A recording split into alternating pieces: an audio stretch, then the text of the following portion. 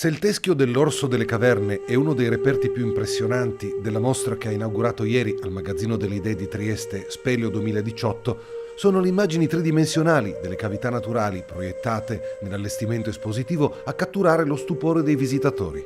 Speleo 2018 indaga tutti gli aspetti delle grotte del Friuli Venezia Giulia, le cavità più famose accanto a quelle meno accessibili, le grotte subacquee, il mondo animale con i protei e i pipistrelli, la formazione delle grotte nel corso dei millenni e gli anfratti ipogei sfruttati come riparo dei soldati della Prima Guerra Mondiale. Questo è un impegno che ci siamo presi per festeggiare il 20° anno di costituzione della Federazione Speleologica Regionale, che comprende 22 associazioni speleologiche. E inoltre abbiamo pensato di festeggiare con questa mostra la legge 15, che è stata varata nel 2016, che riconosce la speleologia come un'entità utile alla regione per la presa di conoscenza dei territori carsici esistenti sul nostro territorio. Speleo 2018 vivrà il suo momento più spettacolare con la proiezione di filmati tridimensionali giovedì 12 aprile alle 16:30 e alle 19 e venerdì 13 aprile alle 16:30.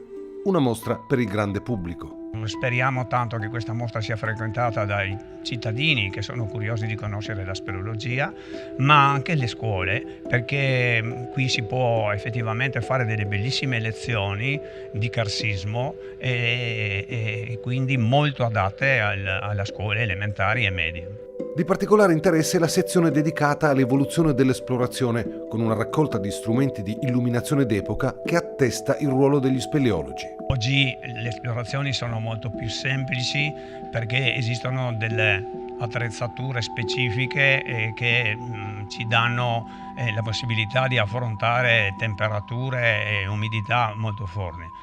Parlo 130 anni fa, quando si andava con le mutande di lana, la cosa era veramente pionieristica. C'è ancora tanto da scoprire nell'ambiente ipogeo del Friuli Venezia Giulia, per ora fatto di 8.000 grotte censite, una sfida che riguarda le nuove generazioni. L'esposizione al Magazzino delle Idee di Corso Cavour, a pochi passi dalla stazione ferroviaria di Trieste, può essere visitata gratuitamente ogni giorno dalle 10 alle 19 fino al 29 aprile.